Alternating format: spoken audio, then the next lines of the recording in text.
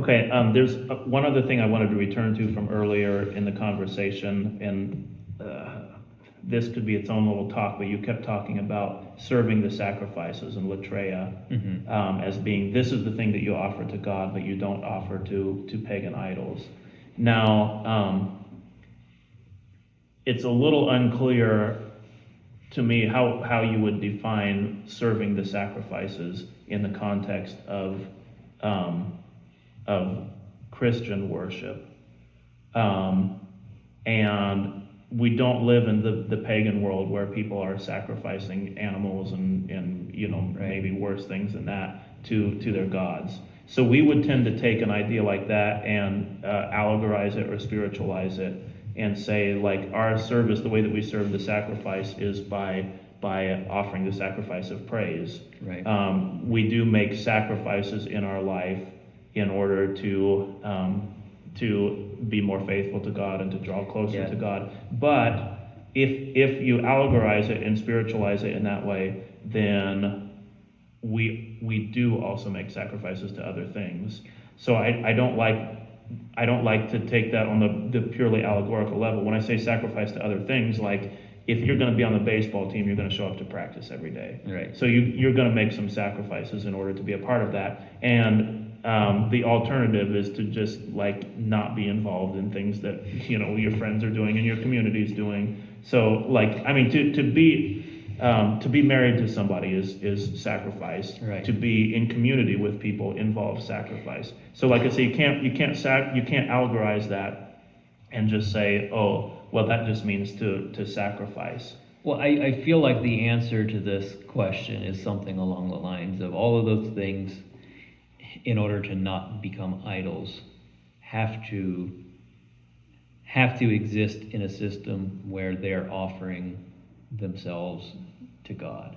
Mm-hmm. So like if you're in a relationship with your wife where you're offering a sacrifice in this sense to her, but the relationship is not serving God and God's kingdom, then there's something wrong. Mm-hmm. Like well, I would say what is wrong is that your sacrifice is in the name of like instrumental service to yourself. Yeah, right. So you're offering like something to your wife so that you can get something in return. Right. And like the same is true, like for example, for the baseball team. Like the baseball, like being involved in a sport could be something that is drawing you towards something higher than yourself. Mm-hmm. But if you're not using it in that way, if you're just using it for your own pleasure, then you'll just end up using everybody involved with your baseball team. Yeah. Now, so I think of that as being what idolatry is. Yeah. And I think my conception of idolatry is more narrow than it should be, but that's what it is for me. It's like I think idolatry is to serve something else with the instrumental goal of elevating yourself to the position of God. Well, like I think there certainly is an idolatrous use of images and an idolatrous veneration directed towards those things and towards things like saints, in which it's just like you're trying. Which is instrumental to serve yourself. Yeah, right. And I mean, you keep mentioning like, I'm a little iffy on whether this applies to Catholics or not, but I think you can. I don't know if you would say that that's the teaching of the Catholic Church, but I would say that that's a significant part of Catholic practice is let's make instrumental use. Now I can't help. I'm not trying to make accusations and throw a religious tradition under the bus here, right. But say like this is a temptation that exists in the world of venerating images or of praying to saints. Is or that you have this, yeah. A temptation in that world is that you're going to venerate this with an instrumental goal of elevating yourself. It's like if I offer service to this saint, he's going to do something for me. Yeah. So I'm going to serve, and like you have the idea of the cults of saints, which cult is related to cultivate. agriculture. Mm-hmm. It's like to cultivate. Yeah. Like, so you have this idea of the cult of saints, which like in the late Middle Ages, very often morphs into something that I think you can describe as idolatry. It's like you're serving this cult, you're cultivating the veneration and the worship of this figure, with your own benefit in mind. Now that's not universally true, but there's definitely instances where you can point to like, oh, this is what's going on. Mm-hmm. These people become particularly dedicated to this person in a way that's not right. Yeah. And I think you can argue that goes on with a lot of things, and like you can also argue the same thing goes on in Protestant traditions with things like doctrines, or like even like maybe like a certain ascetic practices or Puritan practices, or like in the case of Anabaptist people, church standards. Like these things are dealt with in a very instrumental way. That's like, well, if I do these things, or I give my allegiance to these things, and I serve these things, then they will serve me in turn.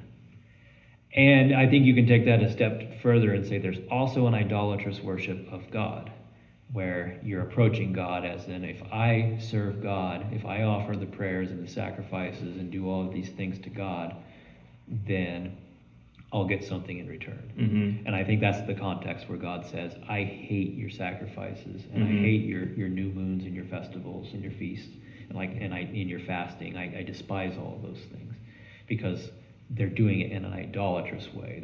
And that's kind of like the same thing that's happening at Babel, is that like they're trying to capture God for their own purposes. Mm-hmm. Right.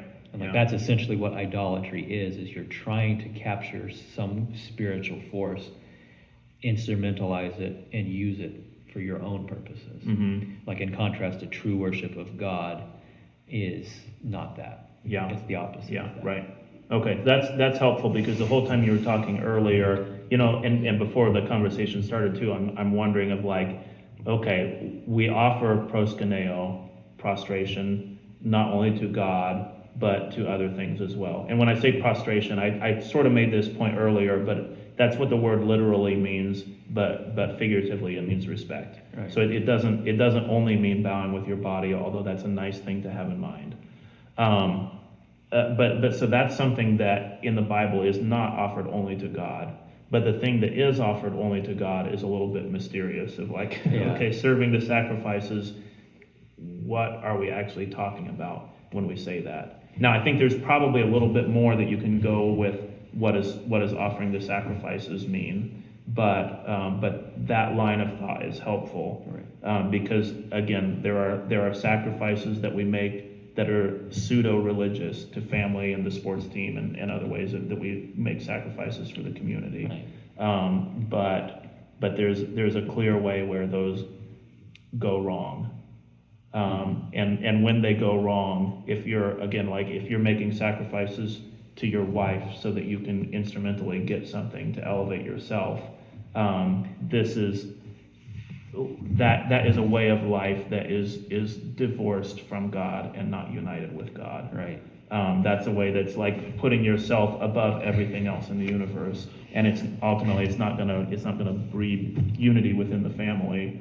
It ends poorly for you. Well, it's like there's this sense that even like a lot of Christian people have like all these different categories of their life. Like I have my prayer and religion over here, Mm-hmm. and this is all the stuff that's directed at God. Then I also have my job, and I have my marriage, my children. I have, my group of friends, my hobbies. These are all other things that are over here. Mm-hmm. It's like, Right. well, that's scattered and divided and wrong. Mm-hmm. Like everything should be in the same category. Yeah. You could also say in a sense like, well, I don't know if you would say that's idolatry. You would say that's a kind of paganism, though. Yeah. Like, here's my religion God, and here's my work God. Right. And it's especially the idea of those things being scattered and divided that makes me think like, okay, so we're just worshiping this thing over here part of the time, and then another time we're worshiping this thing over here. Yeah, which like results in a very practical way even among Christian people, that like the God over here,